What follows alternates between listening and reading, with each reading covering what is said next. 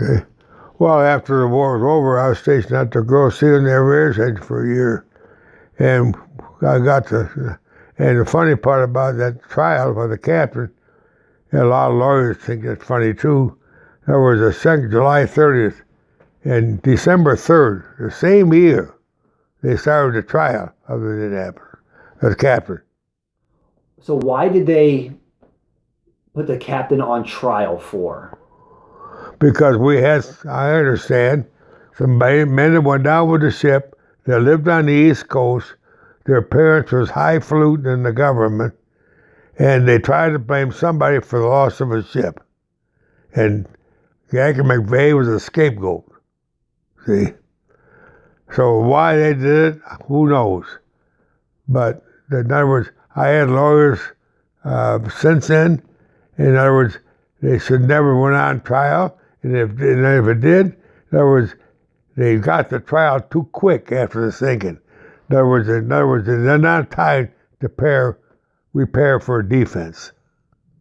So, and from July 30th to December 3rd, same year, for trying to convict somebody. In other words, they didn't give them a chance to get it done. But the lowest thing when they called the Japanese captain over here to talk against the captain. That's what they brought him over. When he left, he was talking on the captain's side. He reversed it, and it made the Navy look like full-blown no good, whatever I want to put to it. So as that unfolded, what did you make of the Japanese sub-commander siding with your commander? What did you make of all of that? I showed on telegram or on the movie and everything. They shook hands wherever they were, and that's when the Japanese captain told our captain it would never happen in our country to convict a man for losing his ship. He was sorry he had to come over here. He didn't want to come over here. He was suspended to come over here. See, it wasn't something. So I'm told the Japanese captain to do. He did it. See, we get the trial end of it. Do you feel like any irony? You have here the captain of the Indianapolis and the commander of the submarine, enemies in combat, but yet they kind of come together almost, it seems like. Yeah. So what are your thoughts on that? I think it's all right. Okay, a lot of people think I should really hate that captain. I don't. A lot of other guys don't. He did it. He was a Japanese captain of a submarine. He was a good captain. He did the job. We were enemies. He just did what he had to do, or should do. That was the only sink he sank during World War II. That was the only one. I don't know if you know that. And yeah, and so that's the way it is. So, but it wasn't right. I've had different captains of the Navy. I talked to them, and high-ranked officers on our reunions, guest speakers, and they all said Captain McVay got the biggest shafting they could give a person in the Navy. So what was the verdict on the case? And then what happened after? Well, it was not guilty, but they got the lower in rank, and they tried to take their money away. It took 30 years, I don't know if you know this or not, from 1945, President Clinton signed in 1990, signed the release, or what's the word I want? Not guilty. It took 30 years to get it. We talked about it at our reunions. We had guest speakers talking about it, and myself and some other people wrote to Washington, D.C., Washington, the Navy Department. In other words, we raised heck for 30 years trying to get this. I don't know. And so, in other words, it didn't happen overnight. After all this fallout, and he's receiving a lot of blame for the ship going down. Yeah. And taking a lot of heat. Ultimately, what do you think out of all of that maybe caused him to take his own life? Well, Okay. He got these letters for a long time. So I understand. He got separated with his first wife. He got married again. The second wife, the first wife would keep these letters he'd get. At Christmas time, he'd get 200 or 300 Christmas card letters. If them letters said, if one kind you, my husband or a son, be alive today.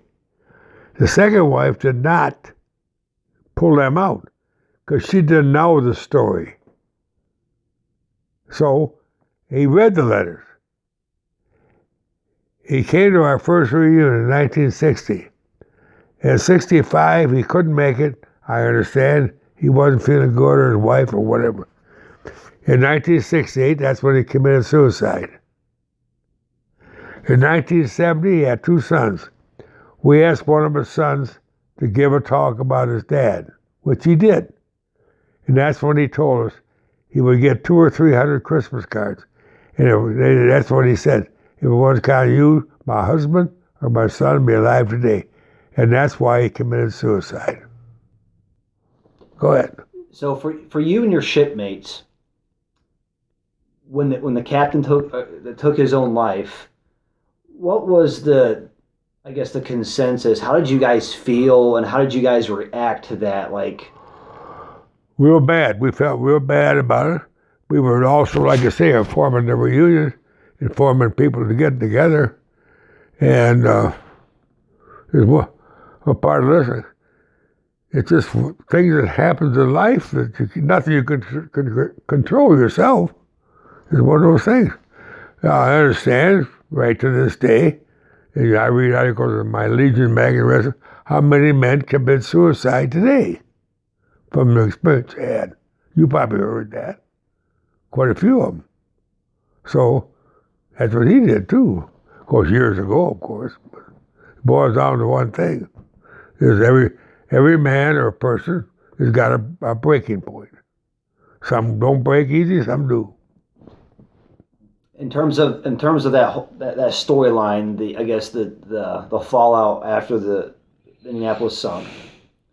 Is there anything or some other either events or facts or something like that people may not know or may not read about that, you know, I guess you want to make clear or make known?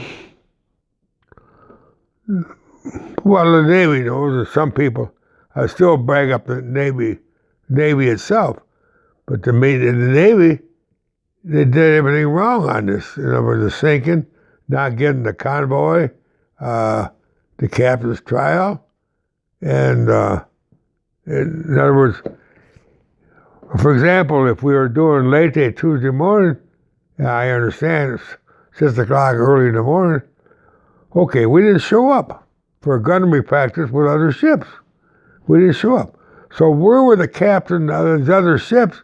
Why didn't they get on the horse? Where's Indianapolis? But nobody did that. It's just amazing to me that somebody didn't wake up to the fact, where is that ship? And start checking. If they would have done that, say Tuesday morning, now they could have put airplanes in the air, and they probably found us fairly quick, maybe by noon or so. They maybe picked us up Tuesday afternoon. Well, how many men died between Tuesday and Saturday or Friday? Now, how many? 2, 3, 400? No. It's still a sinking, but the casualty be a lot less, and in this case, save me a lot of suffering. You know what I'm saying? Well, that's the way I look at it. And not just me a lot of suffering. I'd give 2 talks that they call Commanders Club in Lansing. A couple of them men were there in the operation in the Navy during that time. And the heads really rolled when that happened. I mean, pardon my language, some bad feelings were aroused, and they completely changed the system. Now, that system was broke down before the Indianapolis was sunk, because that should never have been handled that way. They didn't know who we were or where we came. This is a Thursday morning, or Thursday afternoon, rather. You know, that's a long time. Sunday night to Thursday afternoon. Nobody checked on the ship. Nobody gave a damn. Well, put it this way, as we little sarcastic, and a lot of people said the Navy left us out there to die. That sounded a cruel thing to say, but it's true. We should have died out there, every damn one of us.